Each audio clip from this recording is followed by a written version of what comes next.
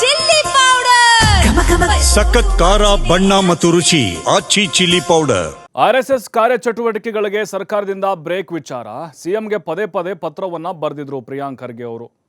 ಆದರೆ ಈ ವಿಚಾರದಲ್ಲಿ ಏಕಾಂಗಿ ಆಗ್ಬಿಟ್ರ ಪ್ರಿಯಾಂಕ್ ಖರ್ಗೆ? ಹೌದು, ಅವರು ಒಂಟಿ ಆಗ್ಬಿಟ್ರು. ಯಾಕಂತ ಹೇಳಿದ್ರೆ ನೋಡಿ, ಪತ್ರ ಬರೆದಿದ್ದು ಅವರೇ, ಬೇರೆ ಯಾರು ತಲೆ ಕೆಡಿಸ್ಕೊಳ್ಳಿಲ್ಲ ಅಷ್ಟೊಂದು. ಪ್ರಿಯಾಂಕ್ ಖರ್ಗೆ ಅವರ ಒಂದು ಮುತುವರ್ಜಿಯಿಂದನೇ ಈ ರೀತಿ ನಿರ್ಧಾರವನ್ನು ಸಿಎಂ ತೆಗೆದುಕೊಂಡಿತ್ತು. ಅದು ಮಲ್ಲಿಕಾರ್ಜುನ ಖರ್ಗೆ ಅವರ ಪುತ್ರ ಅನ್ನುವಂಥ ಕಾರಣ, ಅಥವಾ ಅಲ್ಲಿ ಹೈಕಮಾಂಡ್ ಅವರೇ ಇದ್ದಾರೆ ಅದು ಕೂಡ ಇರಬಹುದು. ಒಬ್ಬರ ಸಚಿವ ಪತ್ರ ಬರೆದ್ರು ಅನ್ನುವಂಥ ಕಾರಣಕ್ಕೋಸ್ಕರ ಈ ನಿರ್ಧಾರವನ್ನು ಮಾಡಿಬಿಟ್ರ ಅಂತ ಕೇಳಬಹುದು. ಬಟ್ ಹೈಕಮಾಂಡ್ನಿಂದಲೂ ಕೂಡ ಅಲ್ಲಿ ಬಂದಿರುತ್ತೆ ಸಂದೇಶಗಳು. ಆದರೆ ಇಲ್ಲಿ ರಾಜ್ಯದಲ್ಲಿ ನೋಡೋದಾದ್ರೆ ಮಲ್ಲಿಕಾರ್ಜುನ ಖರ್ಗೆ ಅವರು ಸೂಚನೆ ಕೊಟ್ಟರು ಕೂಡ, ಅಂದರೆ ಪ್ರಿಯಾಂಕ್ ಖರ್ಗೆ ನಮ್ಮ ಮಗನ ಪರವಾಗಿ ಮಾತಾಡಿ ಅಂತ ಹೇಳಿದ್ರು ಕೂಡ ಯಾರು ನಿಲ್ತಾ ಇಲ್ಲ. ಮಾತಾಡ್ತಾ ಇದ್ದಾರೆ, ಓನ್ಲಿ ರಿಯಾಕ್ಷನ್ ಅಷ್ಟೇ.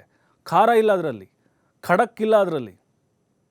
ನೋಡಿ, ಬಿ ಜೆ ಪಿ ನಾಯಕರ ತಿರುಗೇಟುಗಳು ಹೆಂಗಿರ್ತವೆ, ಆದರೆ ಕಾಂಗ್ರೆಸ್ ನಾಯಕರ ಅಭಿಪ್ರಾಯಗಳು ನೋಡ್ತಾ ಇದ್ದೀವಿ, ಎಲ್ಲೊಂದು ಕಡೆ ನ್ಯೂಟ್ರಲ್ ಆಗಿ ಮಾತಾಡ್ತಿದ್ದಾರೆ ಅಂತ ಅನ್ನಿಸ್ತಾ ಇದೆ. ಉದಾಹರಣೆಗೆ ಡಿ ಕೆ ಶಿವಕುಮಾರ್ ಅವರು ತಗೊಳ್ಳಿ, ಎಲ್ಲಿ ಖಾರವಾಗಿ ಮಾತಾಡಿದ್ದಾರೆ? ಅವರೇ ಹೇಳಿಬಿಟ್ರು ಅವತ್ತು ನಮಸ್ತೆ ಸದಾವತ್ಸಲೆ ಮಾತೃಭೂಮಿ ಅಂತ ಹೇಳಿ. ಇನ್ನೇನು ಉಳಿತು? ಅಲ್ಲ, ಇದಕ್ಕಿಂತ ಮುಂಚೆ ಹೇಳಿದ್ರು ಅವರು, ಈ ಆದೇಶ ಬರೋದಕ್ಕಿಂತ ಮುಂಚೆ. ಆದರೆ ಈಗಲೂ ಕೂಡ ಅವ್ರು ಸ್ಟ್ಯಾಂಡ್ ನೋಡ್ತಾ ಇದ್ರೆ ಎಲ್ಲ ಒಂದು ಕಡೆ ಗಟ್ಟಿಯಾಗಿ ಮಲ್ಲಿಕಾರ್ಜುನ ಖರ್ಗೆ ಅವ್ರ ಪುತ್ರ ಸಚಿವ ಪ್ರಿಯಾಂಕ್ ಖರ್ಗೆ ಅವ್ರಿಗೆ ನಿಲ್ತಾ ಇಲ್ಲ. ಯಾಕೆ? ಭಯ ಇರ್ಬೋದಾ?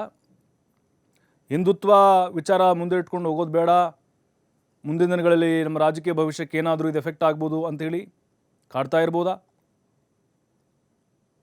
ಯಾಕಂದರೆ ಒಂಟಿ ಹೋರಾಟ ಇದು ಪ್ರಿಯಾಂಕ್ ಖರ್ಗೆ ಅವ್ರದ್ದು. ಪತ್ರನೂ ಅವರೇ ಬರೆದಿದ್ದು, ಕ್ಯಾಬಿನೆಟ್ನಲ್ಲೂ ಕೂಡ ಅವರು ಧ್ವನಿ ಎತ್ತಿದ್ದು ಅವರೇ. ಜಮೀರ್ ಅಹಮದ್ ಅಂಥ ಅಲ್ಪಸಂಖ್ಯಾತ ಸಮುದಾಯದ ಸಚಿವರೇ ಇದ್ರ ಬಗ್ಗೆ ಅಷ್ಟೊಂದು ಖಾರವಾಗಿ ಮಾತಾಡ್ತಿಲ್ಲ ಅಂತ ಹೇಳಿದ್ರೆ,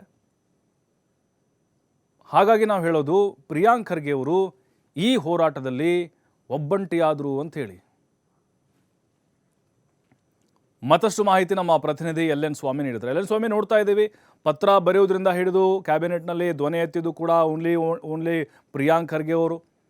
ಅದರಲ್ಲೂ ಹೈಕಮಾಂಡ್ ಅವ್ರ ತಂದೆಯವ್ರು ಹೇಳಿದ್ರು ಕೂಡ ಇಲ್ಲಿ ಅವ್ರ ಬೆನ್ನಿಗೆ ಯಾರೂ ಅಷ್ಟೊಂದು ನಿಲ್ತಾ ಇಲ್ಲ ಗಟ್ಟಿಯಾಗಿ.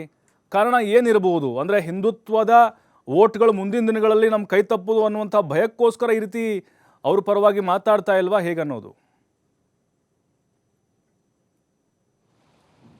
ಖಂಡಿತ ಪ್ರಭು, RSS ಕಾರ್ಯಚಟುವಟಿಕೆಗಳಲ್ಲಿ ಅಂದರೆ ಸರ್ಕಾರಿ ಜಾಗಗಳಾಗ್ಬೋದು, ಏಡೆಡ್ ಸ್ಕೂಲ್ನ ಜಾಗಗಳಲ್ಲಾಗ್ಬೋದು, ಅಥವಾ ಸರ್ಕಾರಿ ಜಾಗಗಳಲ್ಲಿ ಎಲ್ಲಿ ತನ್ನ ಕಾರ್ಯಚಟುವಟಿಕೆಗಳನ್ನು RSS ಮಾಡಬೇಕಾದ್ರೂ ಅಲ್ಲಿ ಪರ್ಮಿಷನ್ ತೆಗೆದುಕೊಳ್ಬೇಕು ಅನ್ನೋ ವಿಚಾರಕ್ಕೆ ಸಂಬಂಧಪಟ್ಟಂತೆ ಸಚಿವ ಪ್ರಿಯಾಂಕ್ ಖರ್ಗೆ ಅವರು CMಗೆ ಪತ್ರ ಬರೀತಾರೆ. ಪತ್ರ ಬರೆದ ಬಳಿಕ ಕ್ಯಾಬಿನೆಟ್ನಲ್ಲೂ ಕೂಡ ಅದು ಅಪ್ರೂವಲ್ ಆಗಿದೆ. ಇನ್ನೇನು ಒಂದು ವಾರದಲ್ಲಿ ಅದು ಕಾನೂನು ನಿಯಮ ಜಾರಿ ಆಗುತ್ತೆ ಅನ್ನೋದು ಈಗ ಒಂದು ಸ್ಪಷ್ಟವಾದಂಥ ಒಂದು ಮಾಹಿತಿ ಬಂದಿರುವಂಥದ್ದು.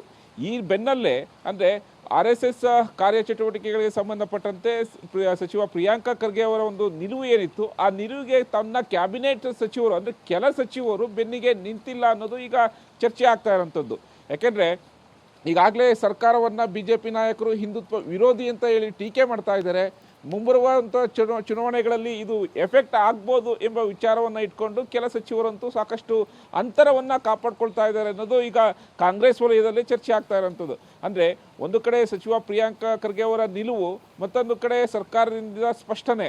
ಅಂದರೆ ಈಗ RSSನ ಕಾರ್ಯಚಟುವಟಿಕೆಗೆ ಸಂಬಂಧಪಟ್ಟಂತೆ ಪರ್ಮಿಷನ್ ತೆಗೆದುಕೊಳ್ಬೇಕು, ಎಲ್ಲದಕ್ಕೂ ಕಾನೂನಿನಿದೆ, ಆ ಕಾನೂನು ಎಲ್ರಿಗೂ ಒಂದೇ ಎಂಬ ವಿಚಾರವನ್ನು ಇಟ್ಕೊಂಡು ಕೆಲವೊಂದು ಅನುಮತಿಗಳಿಗೆ ಒಂದು ಕಂಡೀಷನ್ನಲ್ಲಿ ಹಾಕಿರುವಂಥದ್ದು. ಹಾಗಾಗಿ ಈಗ ಒಂದಂತೂ ಸ್ಪಷ್ಟ, RSSನ ಕಾರ್ಯಚಟುವಟಿಕೆಗಳಾಗ್ಬೋದು ಅಥವಾ ಬೇರೆ ಬೇರೆ ಸಂಘ ಸಂಸ್ಥೆಗಳಿಗೆ ಒಂದು ಚಟುವಟಿಕೆಗಳಿಗೆ ಸಂಬಂಧಪಟ್ಟಂತೆ ಒಂದು ಪರ್ಮಿಷನ್ ತೆಗೆದುಕೊಳ್ಳುವುದು ಕಡ್ಡಾಯ ಅನ್ನೋದು ಸ್ಪಷ್ಟ ಆಗಿದೆ. ಹಾಗಾಗಿ ಮುಂದೆ ಯಾವ ಒಂದು ಕಂಡೀಷನ್ ಆಗ್ತಾರೆ ಅನ್ನೋದು ಸಾಕಷ್ಟು ಕುತೂಹಲ ಮೂಡಿಸ್ತಾ ಇದ್ದಾರೆ. ಆದರೆ ಇದು ಒಂದು ಕಡೆ ಆದರೆ, ಮತ್ತೊಂದು ಕಡೆ ಸಚಿವ ಪ್ರಿಯಾಂಕ್ ಖರ್ಗೆ ಅವರ ಒಂದು ಬೆನ್ನಿಗೆ ಯಾಕೆ ಕೆಲ ಸಚಿವರು ನಿಲ್ತಿಲ್ಲ, ಅಂತರವನ್ನು ಕಾಪಾಡ್ಕೊಳ್ತಾ ಇದ್ದಾರೆ, ಸಾಕಷ್ಟು ಒಂದು ಸೈಲೆಂಟ್ ಆಗಿ ಇದ್ದಾರೆ ಅನ್ನೋದು ಕೂಡ ಸಾಕಷ್ಟು ಚರ್ಚೆ ಆಗ್ತಾ ಇರೋಂಥದ್ದು.